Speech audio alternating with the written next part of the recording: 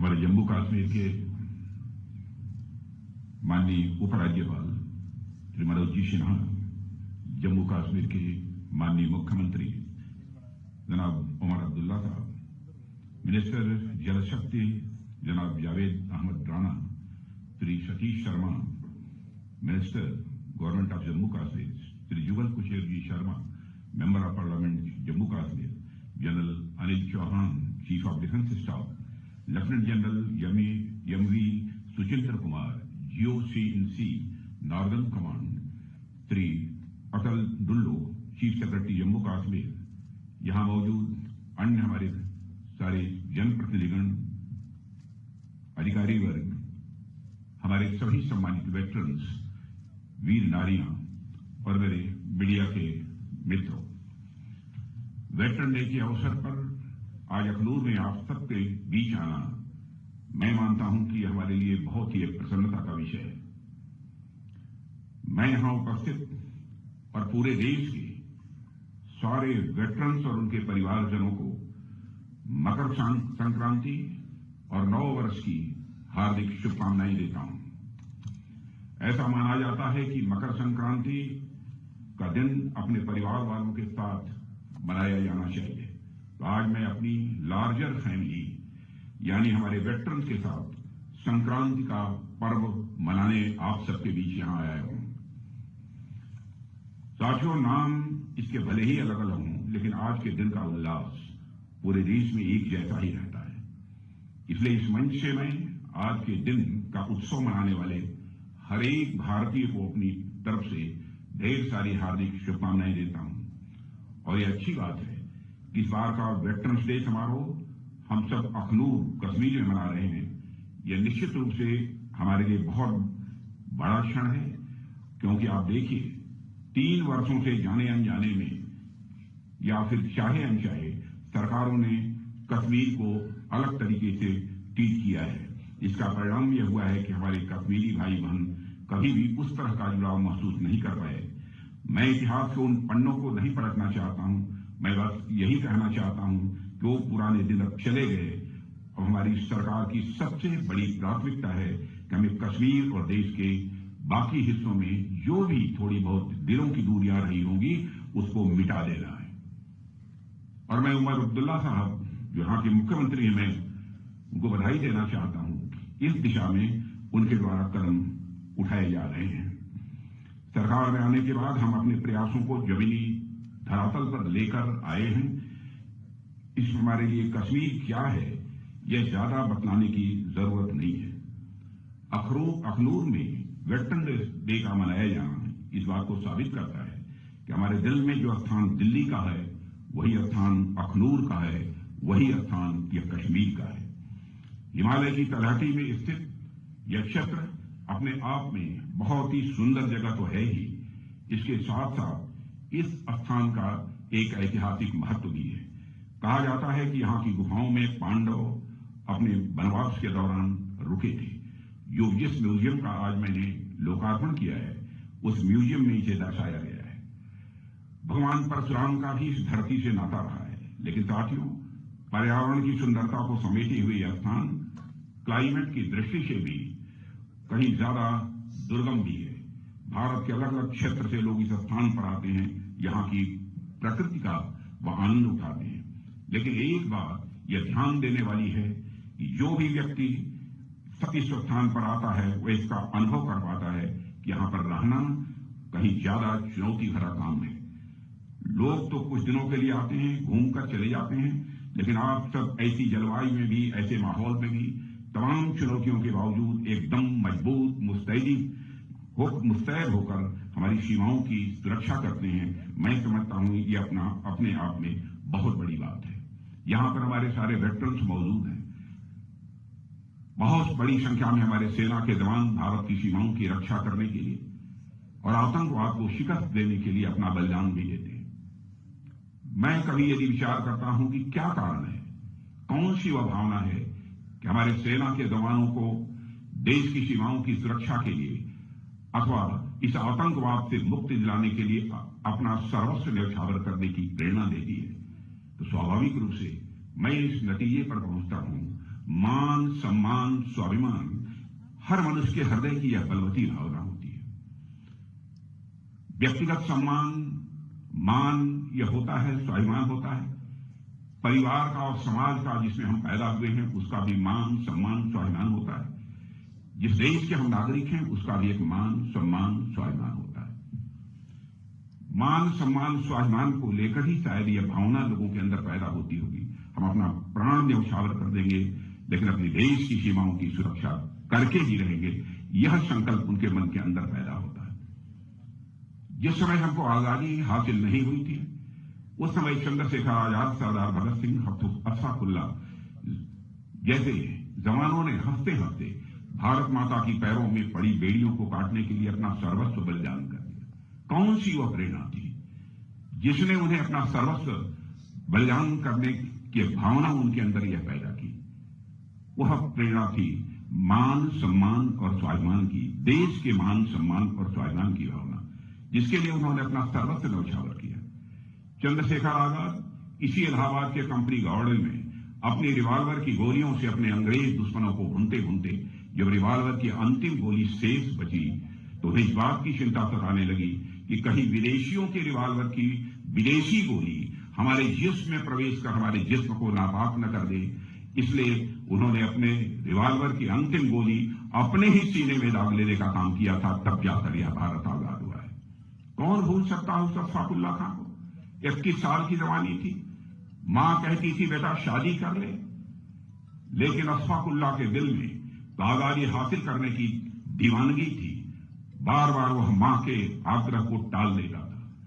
लेकिन अंग्रेजों की हत्या करने के मामले में जब फांसी की सजा हुई, फांसी के तख्त पर ले जाया गया तो मजिस्ट्रेट ने पूछा, बोलो अशफाकुल्ला, तुम्हारी अंतिम मुराद क्या है? जो भी तुम्हारी अंतिम मुराद होगी यह संदेश तुम्हारी मां तक पहुंचा दिया जाएगा। बहादुर अशफाकुल्ला, राष्ट्रीय स्वाभिमान के धनी अशफाकुल्ला खां ने मुस्कुराते हुए यह कहा कि मेरी मां की अंतिम इच्छा थी कि अशफाकुल्ला उसका बेटा शादी कर ले। आज मैं यहां पर खड़ा हूं, जाकर मेरी मां तक यह संदेश पहुंचा दे कि तुम्हारा बेटा आज फांसी के तख्त पर खड़े होकर तुम्हारी मुराद पूरी करने जा रहा है। यह स्वाभिमान की भावना थी, राष्ट्रीय स्वाभिमान की भावना थी, जिसने चंद्रशेखर आजाद, सरदार भगत सिंह, अनगिनत ऐसे लोग हैं जिनको कि देश के लिए अपना सर्वस्व न्यौछावर करने की प्रेरणा दी। और मैं मानता हूं कि हमारे देश की सीमाओं की सुरक्षा में भी जिन लोगों ने अपना बलिदान दिया है, सेना में शामिल होने का जो फैसला करते हैं, उनके अंदर भी यही राष्ट्रीय स्वाभिमान की भावना है जो उन्हें प्रेरित करती है। जानते हैं हमारी जिंदगी कभी भी जा सकती है और इस सच्चाई को समझते हुए भी वो सेना में शामिल होते हैं, अपना बलिदान देते हैं। भारत की आन बान शान की व सुरक्षा की अपनी जिम्मेदारी का बखूबी यहां पर निर्वाह करते हैं। आज यदि वेटरन्स डे पर यहां पर मौजूद हूं तो मैं शीश झुकाकर सारे वेटरन्स को और उनके सभी परिवार के सदस्यों को जहां मैं नमन करता हूं, वहीं पर आप सबके बीच यहां पर खड़ा हूं। तो जो आज हमारे बीच नहीं है, जिन्होंने देश की सीमाओं की सुरक्षा के लिए अपना सब कुछ न्यौछावर कर दिया, उनकी भी स्मृति को, उनकी याद को मैं एक बार पुनः नमन करना चाहता हूं। साथियों, बातें बहुत सारी हैं, बहुत विस्तार में नहीं आना चाहूंगा, लेकिन वेटरन्स का जहां तक प्रश्न है, वेटरन्स के लिए सरकार ने बहुत सारे कदम उठाए हैं। मैं ये नहीं कहना चाहता कि सरकार ने जो कुछ भी कदम उठाए हैं, जो भी फैसले सरकार ने लिए हैं, वह सब पर्याप्त हैं। हो सकता है इससे भी अधिक की भी आवश्यकता हो, लेकिन उन सारे कदम, चाहे 191 पेंशन हुआ तो अन्य भी बहुत सारी चीजें, उनकी चर्चा आपके सामने हुई है। मैं ज्यादा समय इस संबंध में नहीं लेना चाहता, लेकिन एक काम जो इधर नए वर्ष में जब अधिकारियों की बैठक थी उसमें मैंने निर्देश दिया था कि हमारी सरकार ने दूर दराज के इलाकों में रहने वाले पूर्व सैनिकों और उनके परिजनों की सहूलियत के लिए मोबाइल मेडिकल यूनिट एवं दवाओं की डोर स्टेप डिलीवरी कराने का एक महत्वपूर्ण निर्णय लिया है और इसके आवश्यक निर्देश भी हमारी तरफ से दे दिए गए हैं। तैयारी शुरू हो गई है, थोड़ा समय लगेगा, लेकिन डोर स्टेप डिलीवरी का यह सिलसिला हम प्रारंभ करेंगे। हम यह आपको आश्वस्त करना चाहते हैं। साथियों, जैसा कि आप सभी वेटरन्स अच्छी तरह समझते हैं कि 1965 में भारत पाकिस्तान युद्ध हुआ था और उसके 60 वर्ष पूरे हो गए। यह डायमंड जुबली ईयर है, हीरक जयंती वर्ष है। इसी अक्टूबर में 1965 में बेहद अहम लड़ाई लड़ी गई थी। पाकिस्तान की फौज ने ऑपरेशन ग्रैंड स्लैम के नाम से जो नापाक कोशिश इस अखनूर में की थी, उसे भारतीय सेना ने न केवल विफल किया बल्कि एक नया मोर्चा खोलकर और आगे बढ़कर लाहौर तक पहुंचने में भी काफी कामयाबी हासिल की थी। 1965 के युद्ध में जंग के मैदान में मिली जीत भारतीय सेनाओं के शौर्य, पराक्रम और यह बलिदान का परिणाम था। आप इतिहास उठाकर देखिए, भारत से हुई हर जंग में पाकिस्तान हारा है, चाहे 1948 में हुआ कबायली हमला हो या 1965 का युद्ध हो या 1971 का युद्ध हो या फिर 1999 का कारगिल युद्ध हो। हर लड़ाई में पाकिस्तान को हार का मुंह देखना पड़ा है। अवैध घुसपैठ और आतंकवाद को हवा देने का काम 1965 के जमाने से लगातार हमारा पड़ोसी देश करता चला आ रहा है। उसकी यही उम्मीद रही है कि जम्मू और कश्मीर में जो हमारे मुस्लिम आबादी के लोग हैं वह पाक फौज के साथ खड़े होंगे, लेकिन उनकी मुराद न पूरी हुई है और न कभी भी वह पूरी होने पाएगी, यह मैं पूरे विश्वास के साथ कह सकता हूं। क्योंकि आपने देखा होगा न तो 1965 में यहां के लोगों ने पाकिस्तान का साथ दिया, न ही आतंकवाद के इस दौर में साथ दिया, बल्कि आतंकवाद से लड़ते लड़ते हमारे कई मुस्लिम भाइयों ने भी अपनी शहादत दी है। मोहम्मद उस्मान को भी मैं नहीं भूल सकता। पहले ऐसे मुस्लिम व सैनिक थे जिन्होंने देश की सीमाओं की सुरक्षा के लिए अपना बलिदान दिया था। पाकिस्तान अपनी तरफ से पूरी ताकत झोंकता है कैसे भारत को डिस्टेबलाइज किया जाए। इसके बावजूद पाकिस्तान ने आज तक आतंकवाद का दामन नहीं छोड़ा है।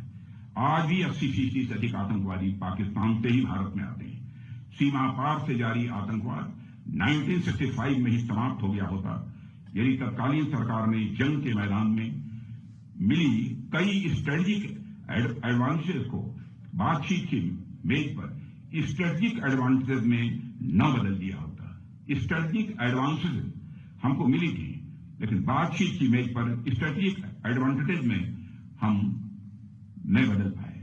यह आरोप नहीं है, जो हुआ उसके पीछे उस समय उनकी कुछ सोच रही होगी, उसकी चर्चा मैं यहां पर नहीं करना चाहता।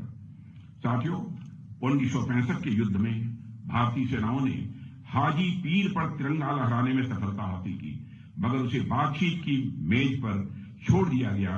यदि न हुआ होता तो शायद आतंकवादियों की घुसपैठ के रास्ते उसी समय बंद हो गए होते, मैं ऐसा मानता हूं। इसकी शुरुआत हमने जम्मू और कश्मीर से धारा 377 समाप्त करके की है। आज यहां हालात काफी हद तक बदले हैं, इस सच्चाई को सभी को स्वीकार करना पड़ेगा। जम्मू कश्मीर बिना पीओके के अधूरा है, भारत के माथे का मुकुट मणि है। वैसे भी पीओके पाकिस्तान के लिए एक फॉरेन टेरिटरी से अधिक कुछ नहीं है। पीओके में रह रही अवाम को एक डिग्निफाइड लाइफ से महरूम रखा जा रहा है। उन्हें मजहब के नाम पर हिंदुस्तान के खिलाफ बरगलाने और उकसाने की कोशिश पाकिस्तान के हुक्मरानों द्वारा यह बराबर की जा रही है। हाल ही में पीओके के इल्लीगल वजीर आजम अनवारुल हक ने हिंदुस्तान के खिलाफ जो जहर उगला है वह पाकिस्तान की ही साजिश का हिस्सा है।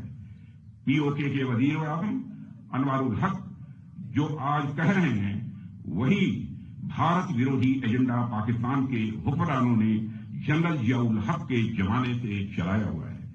पीओके की जमीन का इस्तेमाल आतंकवाद का खतरनाक कारोबार चलाने में किया जा रहा है। यह बात आज मैं खुलकर कहना चाहता हूं। वहां आज भी आतंकवादियों के लिए ट्रेनिंग कैंप चलाए जा रहे हैं। सीमा से सटे हुए इलाकों में लॉन्च पैड बने हुए हैं, इसकी पक्की जानकारी है। भारत सरकार को सब पता चल रहा है। पाकिस्तान को इनको खत्म करना ही होगा, नहीं तो डॉट डॉट डॉट।